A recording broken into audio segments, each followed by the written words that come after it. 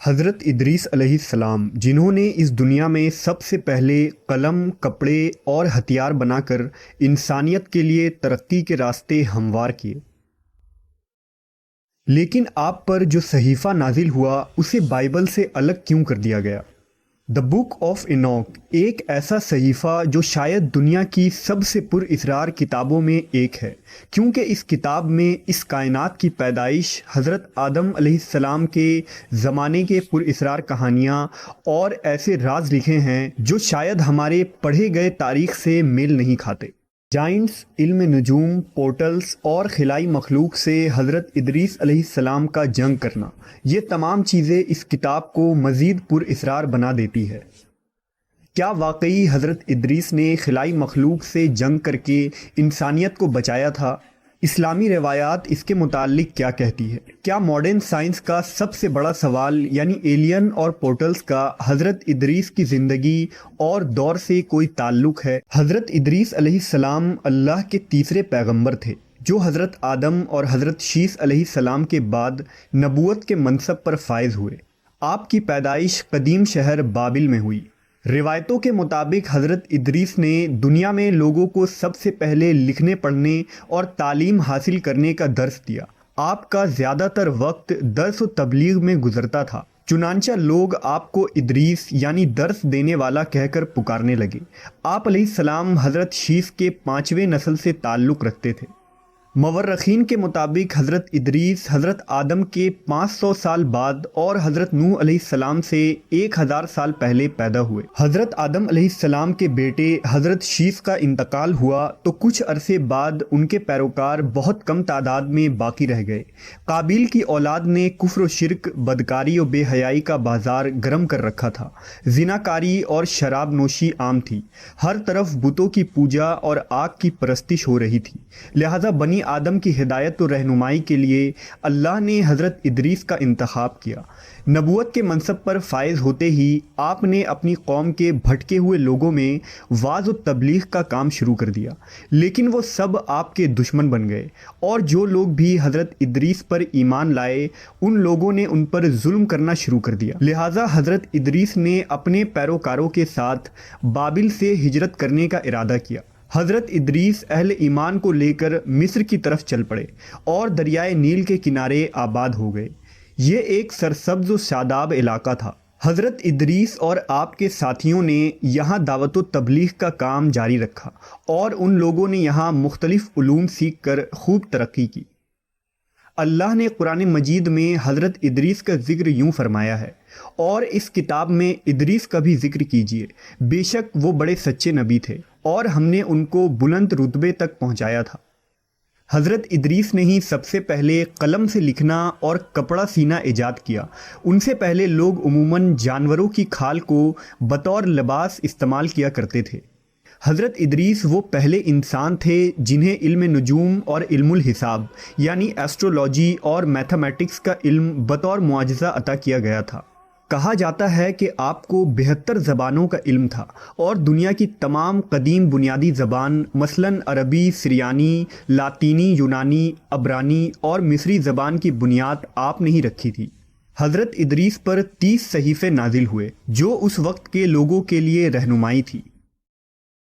آپ نے ہی اسلحہ اور ہتھیار بنانے کے فن کو عام کیا۔ مورخین نے لکھا ہے کہ چونکہ بنی قابیل بار بار آپ کے علاقے پر حملے کیا کرتے تھے، لہذا آپ نے اسلحہ بنائے اور ان سے کئی بار خون ریز جنگ بھی لڑی۔ حضرت ادریس علیہ السلام نے 365 سال کی عمر پائی تھی۔ علماء و مفسرین اور بہت سے تابعین کا یہ قول ہے کہ حضرت ادریس علیہ السلام کو زندہ آسمان پر اٹھا لیا گیا تھا اور چوتھے آسمان پر آپ علیہ السلام کے روح کو قبض کی گئی، جہاں نبی صلی اللہ علیہ وسلم نے معراج کی رات آپ سے ملاقات کی تھی۔ مشہور مصنف جمال الدین القفلی نے لکھا کہ عراق و ایران کے سرحدی علاقوں میں آباد التیمہ نامی ایک قوم حضرت ادریس کی باقی بچے ماندہ قوم میں ہیں، جو سائبین کی ایک شاخ ہیں۔ یہ لوگ خود کو ادریسی کہتے ہیں۔ یہ لوگ ستارے کو اپنے دینی رسومات کا ماخذ سمجھتے ہیں اور اپنی عیدیں اور قربانیاں ستاروں کے عروج اور رجوع کے وقت کے مطابق علاوہ حضرت ادریس علیہ السلام کی زندگی اور ان کے زمانے کے متعلق معلومات معلومات کے دو مزید ذرائع موجود ہیں۔ پہلا قدیم سومیری تختیاں اور دوسرا توریت کا گمشدہ صحیفہ یعنی دا بک آف اینوک۔ سن 1946 میں بحر مردار کے کنارے ایک غار میں 900 قدیم صحیفے دریافت ہوئے۔ یہ وہی صحیفہ ہے جو ہنوک یعنی حضرت ادریس پر نازل ہوا تھا۔ ان صحیفوں میں ایک بڑا صحیفہ توریت کے گمشدہ حصوں کا تھا جسے آج ہم دا بک آف اینوک میں تاریخ انسانی کی ایک مختلف کہانی ملتی ہے جس میں حضرت نوح کے زمانے تک کے واقعات لکھے گئے ہیں۔ اس صحیفے میں ایک خاص قسم کے مخلوق کا ذکر ہے جسے دا واچرز کہا گیا ہے۔ انجیل میں انہیں دا فالن اینجلز کہا جاتا ہے۔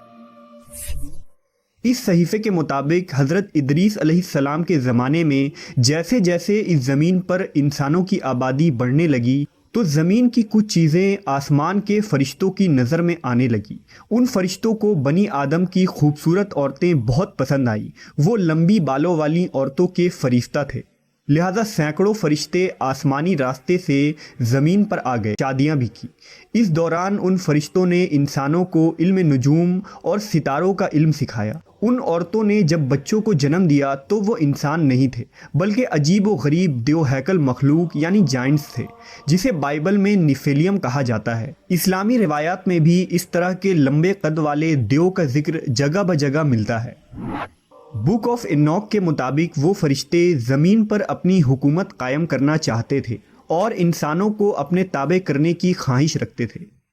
دراصل اہل کتاب یہود و نصارہ کا یہ عقیدہ ہے کہ ابلیس ایک فرشتہ تھا اور اس نے جب اللہ کی نافرمانی کی تو وہ مردود ہو کر ابلیس کہلایا، جبکہ قرآن و حدیث کے مطابق ابلیس فرشتہ نہیں بلکہ ایک جن تھا۔ لہٰذا اس غلط عقیدے کی بنیاد پر توریت اور عیسائی لٹریچر میں ان مخلوق کو فرشتہ لکھا گیا ہے، جبکہ فرشتے اللہ کے حکم کے تابع ہوتے ہیں، نہ ہی وہ نافرمان ہوتے ہیں اور نہ گناہ کر سکتے ہیں۔ وقت گزرنے کے ساتھ زمین پر ان واچرز کی آبادی بڑھتی چلی گئی۔ انہوں نے انسانوں اور جانوروں کو کھانا شروع کر دیا اور زمین میں خوب فساد ہوا، لہٰذا خدا نے زمین پر ایک فرشتہ بھیجا جس کا نام عزازیل تھا۔ اس نے انسانوں کو ہتھیار بنانا سکھایا۔ اس فرشتے نے انسانوں کو ستارے، سیارے اور کائنات کے متعلق علوم سکھائے، اور اسی نے اینوک یعنی حضرت ادریس علیہ السلام کو جنگ کرنے کے طریقے بھی سکھائے۔ جب ان واچرز کے جرائم حد سے زیادہ بڑھ گئے تو اللہ کی طرف سے ان پر عذاب نازل کرنے کا فیصلہ ہوا، لہٰذا وہ واچرز حضرت ادریس علیہ السلام کے پاس آئے اور انہوں نے اللہ سے اپنی سفارش کروائی، لیکن ان کی سفارش قبول نہیں کی گئی اور آسمان سے حضرت جبرائیل و میکائیل کی فوج نازل ہوئی۔ اس فوج نے ان کو زمین کے تہہ میں دفن کر دیا، جہاں وہ 70 نسل یا قیامت تک یوں ہی دفن رہیں گے۔ حضرت ادریس علیہ السلام کا ذکر قدیم سومیری تختیوں میں بھی ملتا ہے۔ ان سومیری ٹیبلٹس کے مطابق خنوخ کے دور میں آسمان کے راستے سے اس زمین پر دوسری مخلوق آئی تھی جن کا نام انوناکی تھا۔ سومیری انہیں خدا مانتے اور ان کی پوجا کیا کرتے تھے۔ ماڈرن ریسرچر کے مطابق انوناکی دراصل ایلینز کی ایک نسل تھی جو اس زمین پر آئی تھی۔ ان انوناکی نے ہی انسانوں کو میٹل پروسیسنگ اور مائننگ کا کام سکھایا۔ اس کے علاوہ ایسٹرونومی، سائنس، میتھمیٹکس، کاسمیٹک کا استعمال اور ہتھیار بنانا بھی سکھایا، جس کی وجہ سے انسانی تہذیب پروان چڑھی۔ اسرائیلی روایات، صحیفہ اینوک اور سومیرین ٹیبلٹس کے ساتھ اگر اسلامی روایات کو جوڑا جائے تو حضرت ادریس علیہ السلام کے دور کا ایک ایسا خاکہ بنتا ہے جس سے دوسرے سیارے پر خلائی مخلوقات کی موجودگی اور پورٹلز کی موجودگی ثابت ہوتی ہے۔ عین ممکن ہے کہ وہ فالن اینجلز، واچرز یا انوناکی کوئی خلائی مخلوق ہوں جو دوسرے پلانٹ سے ہمارے زمین پر حملہ آور ہوئے ہوں اور جن سے حضرت ادریس علیہ السلام نے جنگ کیا اور انسانی تہذیب کو بچایا۔ کیا جدید سائنس جس پورٹلز اور ایلین کی تھیوریز پیش کرتی ہیں، یہ تمام چیزیں حضرت ادریس کے دور کی ٹیکنالوجی تھی؟ قرآن و حدیث کی جدید سائنسی تعبیر کیا نئے رازوں سے پردہ فاش کرنے والی ہے؟